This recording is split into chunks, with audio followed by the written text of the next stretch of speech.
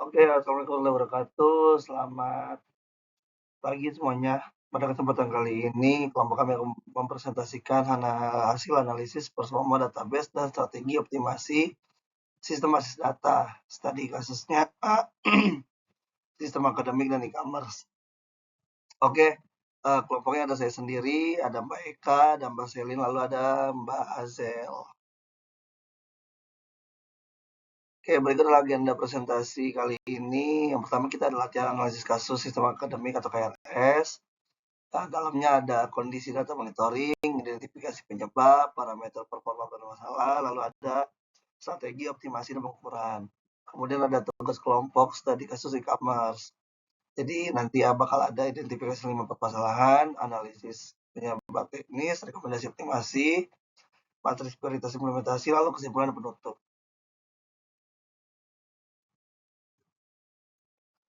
Oke, kita mulai dari latihan analisis kasus. Di sini kita bisa membayangkan setiap awal semester ribuan mahasiswa berebut mengisi KRS di waktu yang hampir bersamaan. Hasil monitoring database menunjukkan kondisi yang sangat kritis sehingga CPU usage mencapai 96%, yang artinya server hampir kehabisan kapasitas pemrosesan. Active connection mencapai 1.500 koneksi bersamaan. Respon time mencapai 5 detik. Ini sangat lambat untuk sebuah aplikasi akademik. Dan yang paling penting, ditemukan banyak query yang melakukan full table scan. Artinya, database membaca seluruh isi tabel baris per baris untuk menemukan data yang dibutuhkan.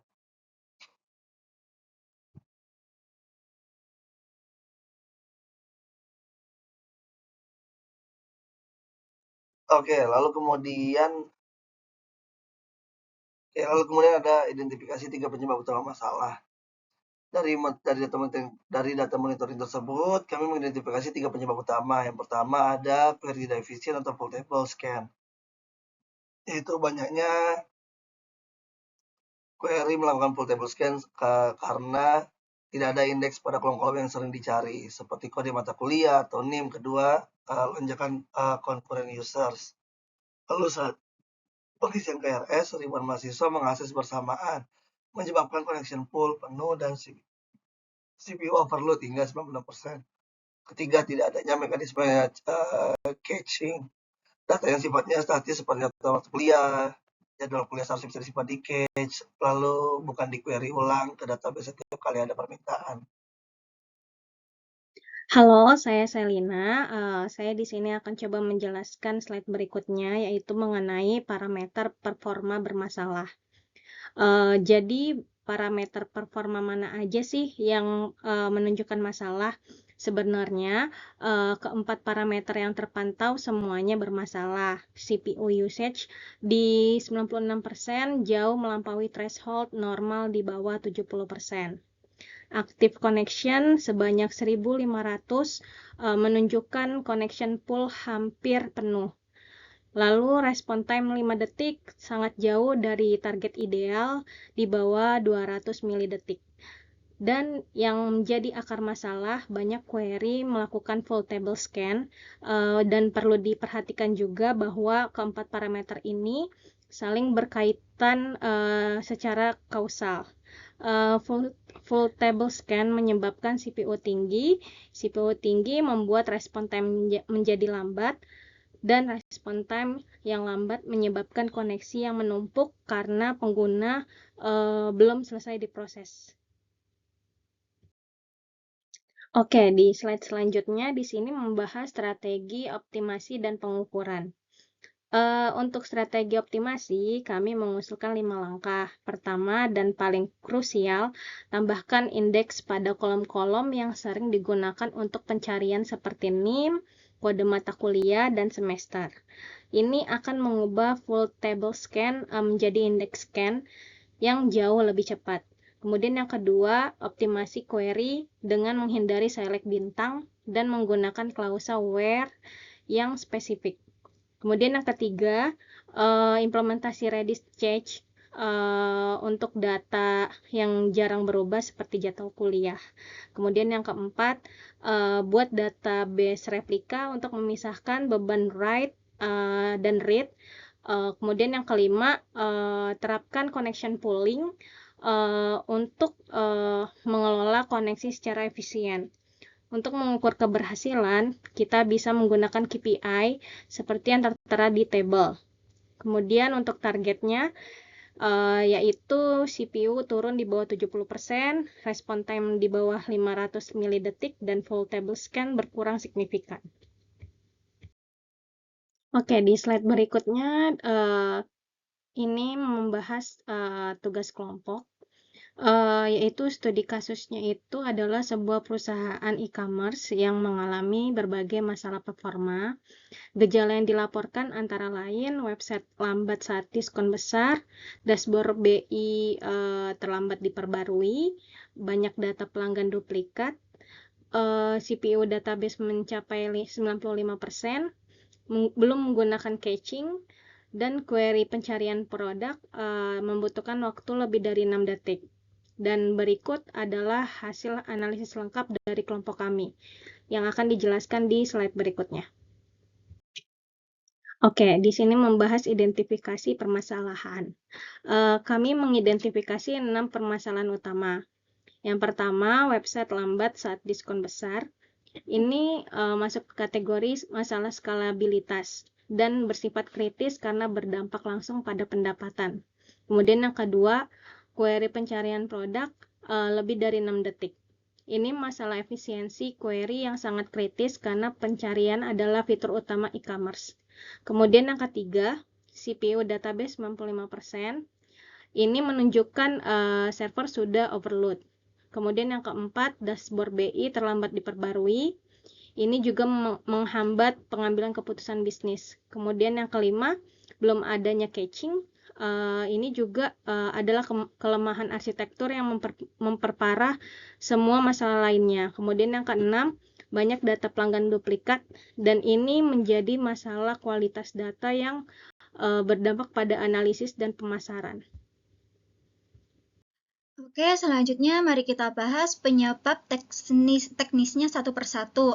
Untuk masalah website lambat saat diskon besar, penyebab utamanya adalah lonjakan current user yang melebihi kapasitas database, ditambah tidak adanya horizontal scaling sehingga terjadi single point of bottlenecks untuk query pencarian produk lebih dari 6 detik. Akar masalahnya adalah tidak ada indeks pada kolom pencarian seperti nama produk, kategori, dan harga.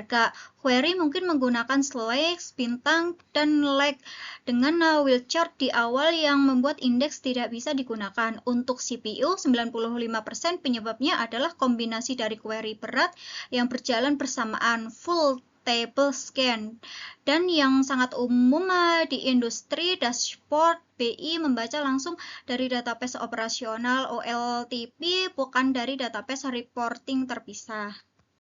Melanjutkan analisis penyebab. Dashboard BI terlambat karena semua laporan dihitung secara real-time langsung dari database transaksi menggunakan query kompleks dengan join multi-table. Solusinya adalah membuat database materialist view atau proses ETL terjadwal. Untuk masalah belum ada caching, ini adalah kelemahan arsitektur. Step request untuk halaman produk, kategori, dan banner promo langsung membebani database, padahal data tersebut jarang berubah dan sangat cocok untuk di-chat. Terakhir, data pelanggan duplikat disebabkan oleh tidak adanya unique constraint pada kolom email atau nomor HP, serta tidak ada proses deduplication berkala. Dampaknya serius, pelanggan menerima promosi ganda dan analisis pelanggan menjadi tidak akurat. Berikut ada 5 rekomendasi optimasi kami. Pertama, optimasi query, ganti select bintang dengan kolom spesifik, gunakan query execution plan untuk menganalisis bottlenecks dan hindari fungsi pada kolom terindeks. Kedua, indexing, tambahkan secondary index pada kolom pencarian produk dan composite index untuk kombinasi filter dan sorting. Ketiga, Redis cache data yang sering dibaca dan jarang berubah seperti halaman produk populer, daftar kategori, dan hasil dashboard BI. Keempat, database replication. Buat read replika agar dashboard BI tidak membebani database operasional. Kelima, horizontal scaling, tambahkan server database, dan gunakan load balancer untuk menangani lonjakan trafik saat diskon besar untuk jangka panjang. Pertimbangkan juga database sharding. Ini adalah matrik prioritas implementasi yang kami susun. Prioritas pertama adalah optimasi query dan indexing karena dampaknya sangat tinggi terhadap performa. Pelaksanaannya mudah dan bisa dilakukan dalam 1-3 hari.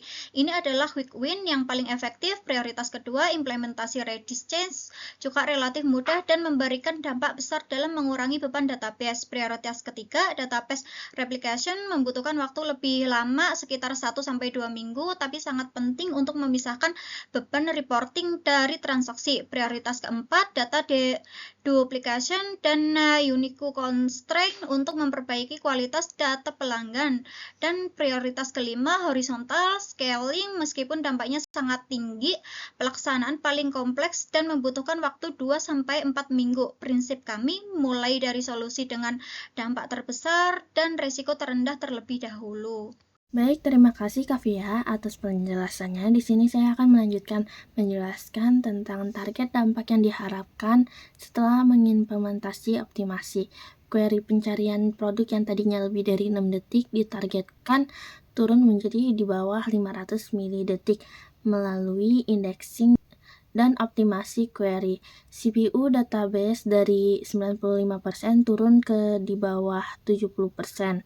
Dashboard Business Intelligence menjadi delay dari lebih 15 menit menjadi kurang dari 1 menit.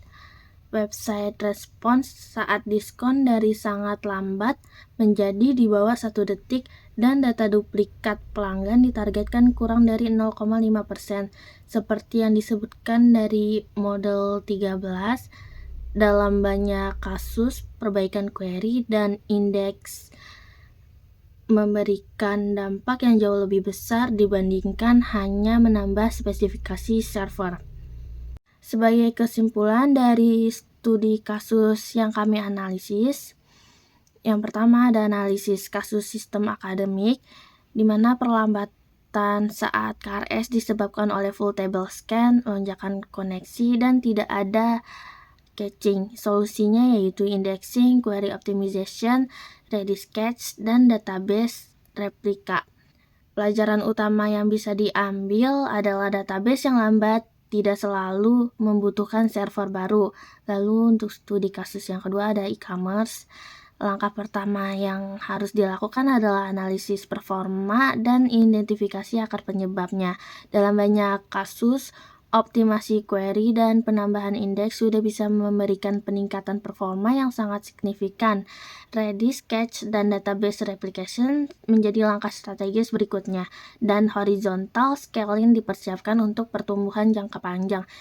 Pelajaran utamanya yaitu database yang lambat tidak selalu butuh server baru, dan analisis akar penyebab terlebih dahulu baru tentukan solusi yang paling efisien dan berdampak. Yang terpenting, setiap keputusan harus berbasis data monitoring dan analisis, bukan asumsi.